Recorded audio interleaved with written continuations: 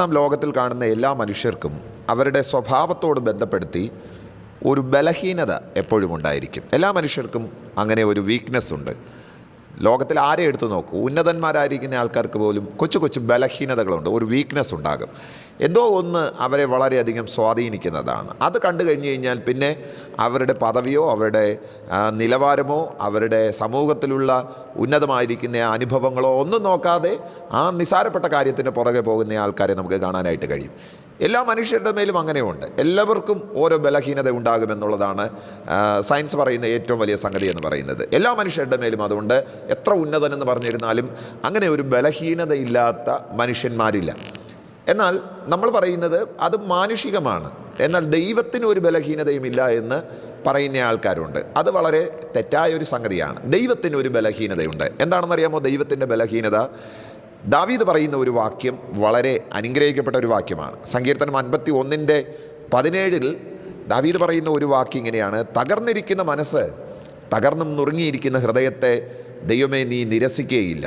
ദൈവത്തിൻ്റെ ഏറ്റവും വലിയ ബലഹീനത എന്ന് പറയുന്നത് ആരെങ്കിലും അവൻ്റെ മുമ്പിൽ കരയുകയാണെങ്കിൽ തീർച്ചയായിട്ടും ദൈവം അവനോട് മനസ്സലിയുമെന്നുള്ളതാണ് ദൈവത്തിൻ്റെ ഒരു ബലഹീനത. മനുഷ്യൻ്റെ ബലഹീനത ലോകത്തിലുള്ള പല സംഗതികൾക്കും വേണ്ടിയിട്ടായിരിക്കുമ്പോൾ, ലോകത്തിലുള്ള കൊച്ചു കൊച്ചു താല്പര്യങ്ങൾക്കും ഇഷ്ടങ്ങൾക്കും വേണ്ടിയിട്ടാണ് മനുഷ്യർ ചിലപ്പോൾ ബലഹീനപ്പെട്ടിരിക്കുന്നതെങ്കിൽ, വീക്ക്നെസ്സായിട്ട് പോയിരിക്കുന്നതെങ്കിൽ, ദൈവത്തിൻ്റെ ഏറ്റവും വലിയ വീക്ക്നെസ് എന്ന് പറയുന്നത് ദൈവത്തിൻ്റെ മുമ്പിൽ ആര് കരഞ്ഞിരുന്നാലും അവനെ നിരസിക്കാത്തവനാണ്, അല്ലെങ്കിൽ അവനോട് കരുണ കാണിക്കാതെ അവനെ വിട്ടു പോകാത്ത ഒരു ദൈവമാണ് ദൈവം. അതാണ് ദൈവത്തിൻ്റെ ഏറ്റവും വലിയ ബലഹീനത എന്ന് പറയുന്നത്. ദൈവമക്കളെ, ഇന്ന് രാവിലെ എന്നെ കേൾക്കുന്ന സഹോദരങ്ങളെ, നിങ്ങൾക്ക് തോന്നുന്നുണ്ടോ നിങ്ങളുടെ ഈ പ്രശ്നങ്ങളെ ആരും കാണുന്നില്ല? നിങ്ങളുടെ ഈ നൊമ്പരങ്ങൾ, നിങ്ങൾ ഈ കടന്നു പോകുന്ന ഈ പ്രതികൂലങ്ങൾ, ഇതൊന്നും ആരും കാണുന്നില്ലെന്നാണോ നിങ്ങൾ ധരിക്കുന്നത്?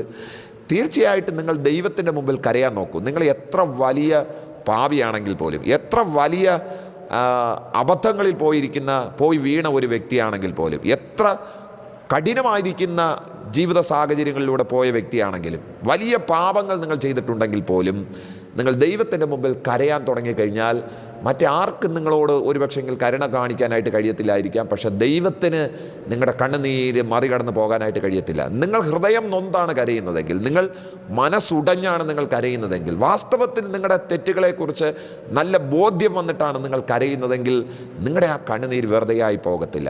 ഈ ലോകത്തിൽ കാണുന്ന എല്ലാ മനുഷ്യരും ജനിച്ചപ്പോഴേ നല്ല സ്വഭാവത്തോടും നല്ല സ്വഭാവ ഗുണങ്ങളോടും കൂടെ പുറത്തു വന്നവരൊന്നുമല്ല. എല്ലാ മനുഷ്യരുടെ മേലും തെറ്റും പാപവും കുറ്റങ്ങളുമുണ്ട്. എല്ലാ മനുഷ്യരും അവരുടേതായ നിലവാരത്തിൽ ബലഹീനപ്പെട്ട ആൾക്കാരാണ്. ചിലപ്പോൾ അതിന് ഏറ്റക്കുറച്ചിലുകൾ ഉണ്ടായിരിക്കാം. നമ്മളോ അല്ലെങ്കിൽ നമുക്ക് പരിചയമുള്ളവരെയൊക്കെ ചിലപ്പോൾ പുറത്തുള്ളവരെക്കാൾ കുറച്ച് അധികം പാപം ചെയ്തിട്ടുള്ള ഒരു വ്യക്തിയായിരിക്കാം. പക്ഷേ ഞാൻ നിങ്ങളോട് പറയുന്നു, നിങ്ങൾ ദൈവസന്നിധിയിൽ നിങ്ങൾ ചെയ്ത തെറ്റ് തെറ്റാണെന്നും, നിങ്ങൾ ദൈവസന്നിധിയിൽ കാണിച്ച ആ കൊളരുതായ്മ അത് കൊളരുതായ്മയാണെന്നും ശരിക്കും ബോധ്യപ്പെട്ട് മനസ്സുടഞ്ഞ് ഹൃദയം തകർന്ന് നിങ്ങൾ ദൈവത്തോട് കരഞ്ഞു നോക്കൂ. ദൈവത്തിന് നിങ്ങളെ പാസ് ചെയ്ത് പോകാനായിട്ട് കഴിയത്തില്ല. ദൈവം നിങ്ങളെ കണ്ട് മനസ്സലിഞ്ഞ് നിങ്ങളുടെ അടുക്കൽ ഇറങ്ങി വരുമെന്നുള്ളത് തിരുവചനം പറയുന്ന ഏറ്റവും വലിയ സംഗതിയാണ്. ഏത് വലിയ പാപിയെയും ശുദ്ധീകരിക്കാൻ യേശുവിൻ്റെ മനസ്സിന് കഴിവുണ്ട്, അവിടുത്തെ രക്തത്തിന് കഴിവുണ്ട്.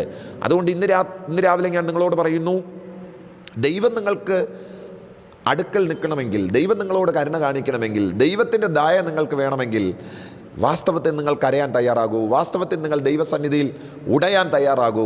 നിങ്ങളുടെ ഏത് വലിയ പാപത്തെയും ഏത് വലിയ തെറ്റുകുറ്റങ്ങളെയും ക്ഷമിച്ച് നിങ്ങളെ ശുദ്ധീകരിക്കുവാൻ നമ്മുടെ കർത്താവായ യേശു ക്രിസ്തുവിൻ്റെ രക്തം മതിയായതാണ്. ഇന്ന് കാണുന്ന സകല മനുഷ്യരുടെ മേലും യേശു ക്രിസ്തുവിൻ്റെ രക്തം ഒഴിഞ്ഞിട്ടാണ്, അല്ലെങ്കിൽ ഒഴിച്ചിട്ടാണ് അവർ ശുദ്ധിയുള്ളവരായിത്തീരുന്നത്. അവരാരും തന്നെ ജനിച്ചപ്പോഴേ അങ്ങ് വലിയ ശുദ്ധന്മാരായിട്ടോ വിശുദ്ധന്മാരായിട്ടോ ഇറങ്ങി വന്നവരല്ല. അതുകൊണ്ട് ഞാൻ നിങ്ങളോട് പറയുന്നു, എത്ര വലിയ പാപത്തിന് അടിപ്പെട്ട വ്യക്തിയാണെന്ന് പറഞ്ഞിരുന്നാലും നീ ദൈവസന്നിധിയിൽ കരയാൻ തുടങ്ങിക്കഴിഞ്ഞാൽ നിന്നെ നിരസിക്കാത്തവനാണ് ദൈവം. ദാവീദ് അതുകൊണ്ട് അവൻ്റെ ജീവിതത്തിൽ നിന്നാണ് ആ കാര്യം പറയുന്നത്. കൊലപാതകവും വ്യഭിചാരവും ചെയ്തിട്ടാണ് ഈ മനുഷ്യൻ ദൈവത്തോട് വന്ന് നിന്ന് പ്രാർത്ഥിക്കുന്നത്, നിൻ്റെ സന്നിധിയിൽ നിന്ന് എന്നെ തള്ളിക്കളയരുത്, നിൻ്റെ ആത്മാവിനെ എൻ്റെ നിന്ന് എടുത്തു കളയരുത്, എനിക്ക് നിന്നെ വേണം, നീ എന്നെ സ്നേഹിക്കണം എന്നൊക്കെ പറഞ്ഞ് കർത്താവിൻ്റെ മുമ്പിൽ ആ മനുഷ്യൻ കരയുകയാണ്. ഒടുവിൽ അവൻ്റെ പ്രാർത്ഥനയ്ക്ക് മറുപടി കിട്ടിയെന്ന് അവന് ബോധ്യപ്പെട്ടപ്പോൾ അവൻ തിരുവെഴുത്തിൽ എഴുതി വെച്ച വാക്യമാണ് നമ്മൾ ഇന്ന് രാവിലെ വായിച്ചത്. തകർന്നിരിക്കുന്ന മനസ്സ്, തകർന്നും നുറുങ്ങിയിരിക്കുന്ന ഹൃദയത്തെ ദൈവം നിരസിക്കത്തില്ല. അത് മറ്റുള്ളവരോടുള്ള ഒരു സന്ദേശമാണ്. അവനോട് ദൈവം നിരസിച്ചില്ല എങ്കിൽ, അത്രയും വലിയ കൊലപാതകവും വ്യഭിചാരവും ചെയ്ത ആ മനുഷ്യനോട് അവൻ്റെ ജീവിതത്തോട് കർത്താവ് നിരസിക്കാതെ അവനെ പരിഗണിച്ചെങ്കിൽ, നിങ്ങളെയും പരിഗണിക്കാൻ ആ ദൈവം മതിയായ ദൈവമാണ്. അതുകൊണ്ട് ഇന്ന് രാവിലെ ആരെങ്കിലും അങ്ങനെ ചെയ്തു പോയ തെറ്റുകൾ, ചെന്ന് വീണുപോയ അബദ്ധങ്ങൾ, ഏതെങ്കിലും കുഴിക്കകത്തൊക്കെ അകപ്പെട്ട് കിടക്കുന്നുണ്ടെങ്കിൽ സഹോദരങ്ങളെ, ഞാൻ നിങ്ങളോട് വളരെ ഹൃദ്യമായി പറയുന്നു, ദൈവസന്നിധിയിൽ കരയൂ, ദൈവസന്നിധിയിൽ നിങ്ങളുടെ ഹൃദയത്തെ ഉടയ്ക്കൂ. നിശ്ചയമായിട്ടും അവൻ നിങ്ങളെ പാസ് ചെയ്യാതെ പോകത്തില്ല. ദൈവത്തിൻ്റെ ഏറ്റവും വലിയ ബലഹീനത അതാണ്. കരയുന്നവനെ കണ്ട് മാറിക്കടന്നു പോകുന്നവനല്ല ദൈവം. മനസ്സലിവ് കാണിക്കുന്നവനാണ് നമ്മുടെ ദൈവം. ഹൃദയം തകർന്നൊരുത്തൻ നിലവിളിച്ചു കഴിഞ്ഞാൽ അവൻ്റെ മുമ്പാകെ നിൽക്കുക എന്നുള്ളത് ദൈവത്തിൻ്റെ ഏറ്റവും വലിയ വീക്ക്നെസ്സാണ്. സുവിശേഷങ്ങളിൽ നമ്മൾ എത്ര ഇടങ്ങളിലാണ് കാണുന്നത്. വഴിയരികിൽ നിന്ന് ഭിക്ഷ എടുത്തുകൊണ്ടിരുന്നവർ യേശു അതുവഴി പോകുന്നു എന്നറിഞ്ഞ് നിലവിളിച്ചപ്പോൾ ആ നിലവിളിയുടെ മുമ്പിൽ യേശു നിന്നു. രക്തസ്രവക്കാരിയായിരിക്കുന്ന സ്ത്രീ അവളുടെ ജീവിതത്തിൻ്റെ ആ ദുഃഖങ്ങളുടെ ഇടയിൽ യേശുവിനോട് നിലവിളിച്ചപ്പോൾ, യേശുവിൻ്റെ വസ്ത്രത്തിൻ്റെ തൊങ്ങൽ തൊട്ടപ്പോൾ ആ കർത്താവിൽ നിന്ന് സൗഖ്യം വന്നതുപോലെ ജീവിതത്തിലെ എത്ര പ്രശ്നമാകട്ടെ, പാപം മാത്രമല്ല കേട്ടോ, ജീവിതത്തിലെ ഏത് പ്രതിസന്ധി ആകട്ടെ, വെല്ലുവിളിയാകട്ടെ, ജീവിതത്തിൽ ഇന്ന് നിങ്ങൾ അഭിമുഖീകരിക്കുന്ന ഏത് പ്രതികൂലമായിരുന്നാലും നിങ്ങൾ ദൈവത്തോട് കരയാൻ തുടങ്ങുക, ദൈവത്തോട് പ്രാർത്ഥിക്കാൻ തുടങ്ങുക. നിങ്ങളുടെ മനസ്സുടഞ്ഞ് നിങ്ങൾ ദൈവത്തോട് നിലവിളിക്കുന്ന പക്ഷം നിശ്ചയമായിട്ട് നിങ്ങളുടെ മുമ്പിൽ നിൽക്കുന്നവനാണ് നമ്മുടെ ദൈവം. നമ്മുടെ ദൈവത്തിൻ്റെ ഏറ്റവും വലിയ ബലഹീനത കരയുന്നവനെ കണ്ട് മാറിക്കടന്നു പോകുന്ന ക്രൂരനായിരിക്കുന്ന ഒരു ദൈവമല്ല നമ്മുടെ ദൈവം.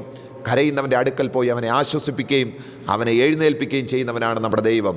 അതുകൊണ്ട് പഴയ നിയമത്തിൽ ഇസ്രായേലിയർ പറയുന്ന ഒരു വാക്കുണ്ട്, നാം നമ്മുടെ ദൈവത്തിൻ്റെ അടുക്കലേക്ക് മടങ്ങിപ്പോകുക. അവൻ നമ്മെ കടിച്ചു കീറിയിരിക്കുന്നു, എന്നാൽ അവൻ നമ്മെ സൗഖ്യം വരുത്തും. ഇന്ന് നിങ്ങൾ അനുഭവിക്കുന്ന ഈ പ്രശ്നങ്ങൾ, ഇന്ന് നിങ്ങൾ അനുഭവിക്കുന്ന ഒരു പ്രതിസന്ധി, അത് എന്തോ നിങ്ങൾ ചെയ്തതിൻ്റെ തെറ്റിൻ്റെ പേരിലാണ് നിങ്ങൾക്ക് ഇങ്ങനെ ഒരു പ്രശ്നം വന്നതെന്ന് നിങ്ങൾക്ക് തോന്നുന്നുണ്ടെങ്കിൽ ആ പ്രശ്നത്തിനും പരിഹാരം തരാൻ ദൈവത്തിന് മാത്രമേ കഴിയത്തുള്ളൂ. ദൈവമാണ് നിങ്ങളെ ശിക്ഷിച്ചതെന്ന് നിങ്ങൾക്ക് തോന്നുന്നുണ്ടെങ്കിൽ പോലും ആ ശിക്ഷയിൽ നിന്ന് നിങ്ങൾക്ക് പുറത്തു വരണമെങ്കിൽ ദൈവം തന്നെ മനസ്സലിയണം, ദൈവം തന്നെ വിചാരിക്കണം. അതിനുള്ള ഏക വഴി കരയുക എന്നുള്ളതാണ്, ഹൃദയമുടയുക എന്നുള്ളതാണ്. ആ കണ്ണുനീരിനെ ദൈവം കാണാതെ പോകത്തില്ല, ആ കണ്ണുനീരിനെ ദൈവം പരിഗണിക്കാതെ പോകത്തില്ല, ആ കണ്ണുനീരിൻ്റെ മുമ്പിൽ ദൈവം നിൽക്കാതിരിക്കത്തില്ല. കാര്യം ദൈവത്തിൻ്റെ ഏറ്റവും വലിയ ബലഹീനത അവൻ കരയുന്നവനെ കണ്ട് മാറിക്കടന്നു പോകുന്നവനല്ല. കരയുന്നവൻ്റെ മുമ്പിൽ നിന്ന് അവൻ്റെ പ്രശ്നത്തിന് പരിഹാരം വരുത്തിയതിന് ശേഷം മാത്രമേ അവൻ അടുത്ത സ്റ്റെപ്പ് മുന്നോട്ട് വെക്കത്തുള്ളൂ. ആ ദൈവത്തിൻ്റെ ശക്തി എന്താണെന്ന് തിരിച്ചറിയുക, അവൻ്റെ മനസ്സിൻ്റെ വലിപ്പം എന്താണെന്ന് തിരിച്ചറിയുക. അതിനു വേണ്ടിയിട്ട് ഇന്ന് രാവിലെ ഞാൻ നിങ്ങളെ ഉത്സാഹിപ്പിക്കുന്നു. ഈ ദൈവവചനങ്ങളാൽ ദൈവം നിങ്ങളെല്ലാവരെയും ധാരാളം അനുഗ്രഹിക്കുമാറാകട്ടെ. ആമേൻ.